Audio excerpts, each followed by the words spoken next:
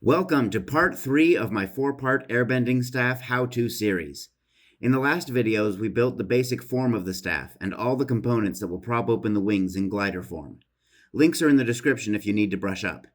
Now we will put all those elements together and decorate the staff with designs worthy of an airbending avatar.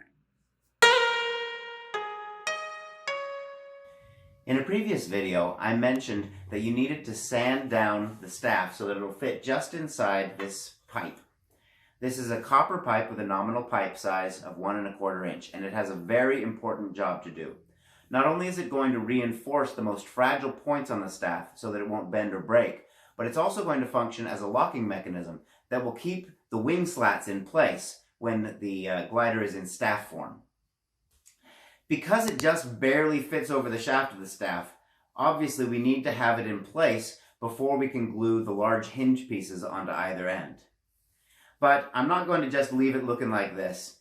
This is clearly just a piece of copper pipe, not worthy of the airbending culture. So I'm going to do a little bit of custom work to make these braces look like this. We need to cut out 4 pieces of pipe. 2 of them will be 1/2 inch long and 2 will be 1.5 inches long. And then I'll do a little bit of extra work to make them really look like they belong on this piece of art.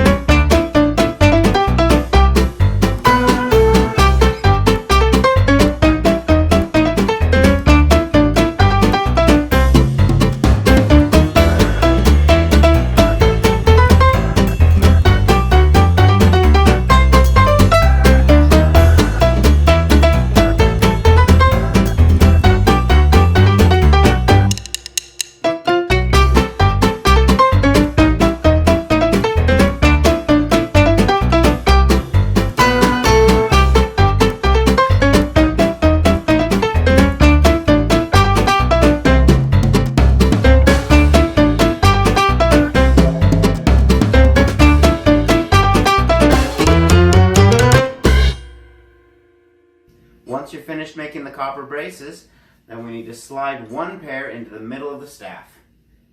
First put on the little piece with the notch pointed up toward the top of the staff. Then put on the bigger piece. Get it past the point where the hinges are going to go, and now we can finally glue those hinges in. To ensure that the hinges at the top of the staff are in the right position, we will position the wing slats with tubes in them like they will be when the glider wings are open. We'll then pass an 1/8 inch steel rod through the tube on one side, into the tunnel we cut into the shaft, and out through the opposite tube. This tube and rod system isn't important if you plan to open and close the glider often, but since I plan to display it on my wall, this will prop the wings open long term without wearing out the other locking mechanism which will be installed later in this video. Once you're happy with the position of the hinges, place the blocks on either side that will prevent the wings from opening too far. Finally, put the last hinge piece on, using scraps of steel rod to make sure it is aligned with the piece underneath. Glue and clamp all the components together in exactly that position. The same process is followed for the bottom hinges, except that there is no tube system needed to keep the small wings in place.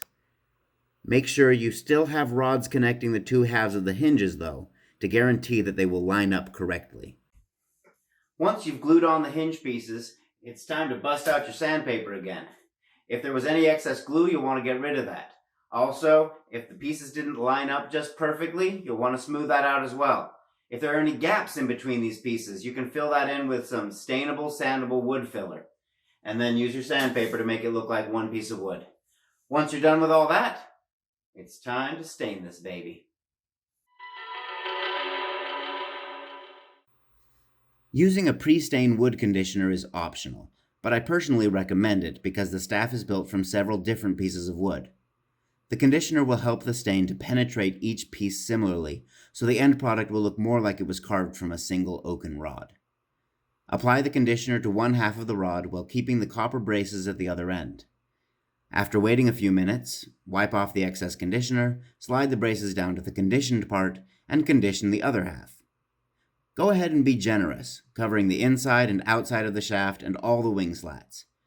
Use painter's tape to protect the golden spheres in the middle of the staff though. We don't want to get stain and conditioner on them. You can use the loops on the wing slats to hang them conveniently while they dry. Follow the same steps when you apply the actual stain. Stain one half first and then the other, moving the copper braces as you go so they don't get discolored. I'm using a combination of Varathane Cabernet and Kona stains because I'm hoping to achieve a deep reddish-brown color. It doesn't really matter if you stain over the steel components, because worst case scenario, the steel would end up the same color as the wood, which would actually be a plus because it would make the mechanical parts nearly invisible. Now I've got the staff stained down to a color that I'm comfortable with. But despite my best efforts to wipe off the excess stain, there's still a little bit of tacky residue that turns my hands brown. I want to cover that up and seal it with a clear coat, but before I can do that, there are two other things that have to happen. I'm going to glue a mother of pearl inlay into these grooves underneath the clear coat. That way the clear coat can protect it. I'm also going to glue these brace pieces into place. I'm doing that before I clear coat it because the clear coat will make it slightly thicker and it might not fit after that. The larger copper braces are the only ones that I'm going to glue in place. The rings on top need to be able to rotate to lock the wings closed, so let's get this one out of the way. Scoot the larger bracing piece down and apply glue around the hole on both sides. Use an epoxy glue or something else that will dry clear, so if there's any excess it will blend in with the clear coat that will go on in a minute. While that's drying, let's turn our attention to the inlay. I'm using a thin veneer sheet of mother of pearl. I've chosen a gold-toned mother of pearl to match the color scheme of the staff. You don't need too much glue because once you apply the clear coat, that will really seal this in place. Once you've decorated the grooves in the staff, give the same treatment to all the flat wing pieces. The final effect will be really awesome, evoking the feeling of the Avatar state when the inlay catches the sun. Now that the gluing is done, I'm going to go ahead and seal the stain in with a couple of coats of gloss lacquer, although any clear coat would work like polyurethane or shellac. I'm only going to do a couple of coats at this point because after I gild this, I'll want to put more layers on to protect the gilding. I'm also going to use a smaller brush to apply the lacquer than I did for the pre-stain conditioner or the wood stain because I wiped the excess off of those. But in this case, if there's any extra that drips, that will end up being unsightly in the final staff. Apply a nice even coat. You can go right over the copper braces that you glued because a little extra sealing will only help the copper retain its polished gold color. Go ahead and work the lacquer in over the mother of pearl as well, although you want to be sparing or it will pool up in these concave areas.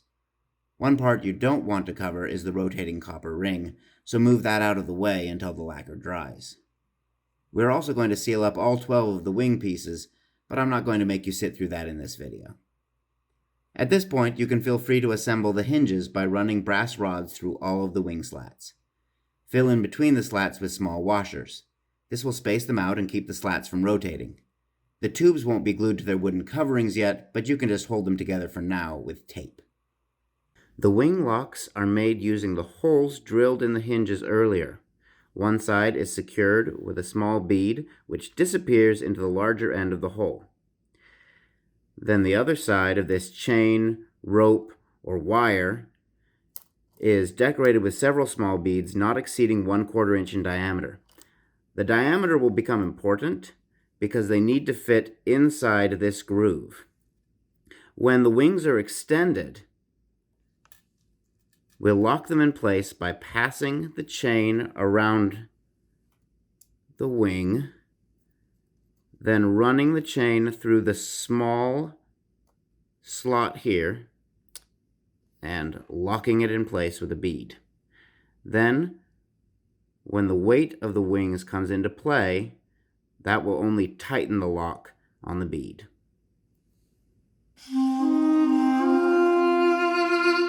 At this point, the staff is starting to look pretty darn cool, and the wing mechanism is completely functional. That being said, before I close out this video, there's one more detail that I want to add, and that is gilding wind designs up and down the entire length of the shaft. This is completely optional. It's a detail that's not on Aang's airbending staff, but since we're bringing the staff out of the cartoons and into real life, extra detail is going to add more realism. Also, if you plan to display it on your wall, or if you're going to walk around with it closed, then having extra things to look at on the staff itself will be pretty nice. I've gone ahead and already marked out my designs in marker on this side of the shaft. If you want to use my designs, you can find them on my blog, or you can feel free to come up with a design of your own. Now let's go into how the gilding works. Gilding with gold leaf takes place in stages. First, I paint over my designs with gilding size. I use Duck's Paint Quick Dry Gilding Size, but despite the quick dry name, I still need to wait 60 to 90 minutes until the size dries to the point of being just a little tacky to the touch. Then it's ready for leafing. I apply sheets of thin metal leaf in a smooth layer over the designs, and pat them with a soft brush to make sure they stick to the gilding size below. Then I gently brush over the sheets, and the metal lifts off the staff everywhere except where the tacky gilding size is. If any extra gold remains, I gently remove it with the tip of a craft knife. Let's watch that again. If you want to save time and effort, you could get similar results by making your designs on adhesive gold foil with a vinyl cutter. But in the spirit of the project, I wanted to use building materials that would have been available in the Avatar: The Last Airbender universe. After you're finished gilding, apply another layer or two of clear coat to protect the gold leaf. Between the gold leafing, mother of pearl inlay, and copper fittings, this is turning into one beautiful staff. But it was always meant to be more than that. Join me in the next video, and we'll finally be finishing this project by giving this glider wings. See you then.